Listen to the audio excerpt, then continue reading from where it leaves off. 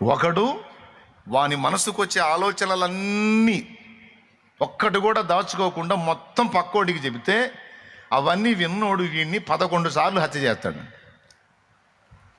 మళ్ళీ ఇక మామూలు దెబ్బలు కొట్టడం కూడా కాదు, ఏకంగా చంపటమే, అది కూడా 11 సార్లు చంపుతాడు. అంటే దీన్ని బట్టి మీకేమర్థమైంది? ఒక మనుషుని హృదయములో నుండి, శరీరమును బట్టి మనుషుని హృదయములో నుండి కలిగేటువంటి ఆలోచనలు ఎంత దరిద్రంగా ఉంటాయంటే యేసు ప్రభు చెప్పాడు, బయట నుండి మనం తినే ఆహారము మరుసటి రోజు బహిర్భూమిలో విడవబడుతుంది.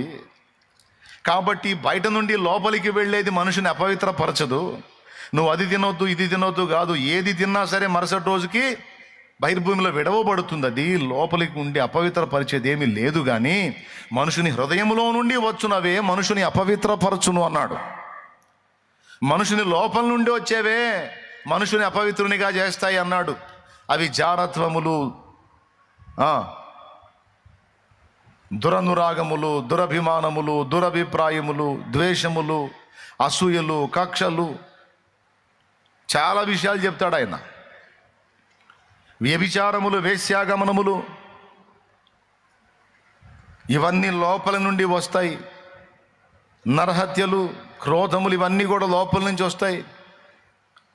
అవి మనుషుని అపవిత్రపరుస్తాయి తప్ప బయట నుంచి మనం తినే ఆహారం లోపలికి పోయి మనం అపవిత్రం చేసేది ఏమి లేదు నాయన. ఎలాంటి పదార్థం తిన్నా మరుసటి రోజుకి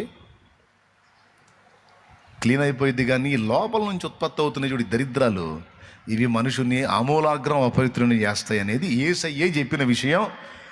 అక్కడెక్కడో ఉంటుంది, సువార్తలో చూసుకోండి. మత్తయి 15 ఒకసారి చూడండి, 11వ వచనం. నోట పడునది మనుషుని అపవిత్రపరచదు గాని నోట నుండి వచ్చునదే మనుషుని అపవిత్రపరచునని వారితో చెప్పిన అదేంటో చూడు. 16వ వచనం చదువు. ఆయన మీరును ఇంతవరకు అవివేకులై ఉన్నారా? నోటిలోనికి పోవునదంతయు కడుపులో పడి బహిర్భూమిలో విడవబడును గాని నోట నుండి బయటికి వచ్చునవి హృదయములో నుండి వచ్చును. ఇవే మనుషుని అపవిత్రపరచునని మీరు గ్రహింపరా? దురాలోచనలు, నరహత్యలు, వ్యభిచారములు, వేశ్యాగమనములు, దొంగతనములు, అబద్ధ సాక్ష్యములు, దేవదూషణలు హృదయములో నుండియే వచ్చును.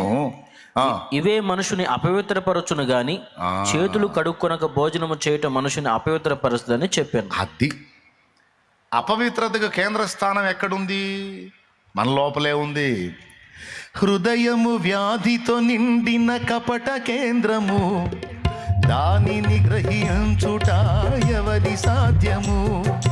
హృదయము వ్యాధితో నిండిన కపట కేంద్రము, దానిని గ్రహించుట ఎవరి సాధ్యము? అంతరంగమును పరిశీలించు యేసయ్యా, స్థిర మనసుతో నీ దారిలో సాగనీవయ్యా. అంతరంగమును పరిశీలించు యేసయ్యా, స్థిర మనసుతో నీ దారిలో సాగనీవయ్యా. నా మది నీకో వెలగా మలచుకోవయ్యా, నా హృది నీ రారాజుగా నిలిచిపోవయ్యా. నా మది నీకో వెలగా మలచుకోవయ్యా, నా హృది నీ రారాజుగా నిలిచిపోవయ్యా.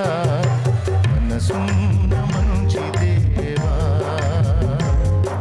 నీ మనసు ఇచ్చావా. దేవునికి మహిమ. హృదయములో నుండి వచ్చునవే ఘోరమైనవి, ప్రతిదీ అపవిత్రమైంది. మనకిప్పుడు కొన్నిసార్లు శరీరానికి వచ్చే సమస్యలు కూడా మనల్ని అంత బాధ పెట్టవు. కానీ మనలో నుండి వెల్లడయ్యేటువంటి దేవునికి నచ్చని హేయమైన క్రియల విషయంలో మనం ఎక్కువ బాధపడి ఉంటాం. నాకు తెలిసి ఒక ఆత్మీయుడైన వాడు, ఒక ఆత్మీయురాలైనటువంటి స్త్రీ కానీ, ఆత్మీయుడైన పురుషుడు కానీ తమ జీవిత కాలములో ఏడ్చిన ఏడుపులో ఎక్కువ శాతం తమ దోషములను బట్టే ఏడ్చింది ఎక్కువ ఉంటుంది.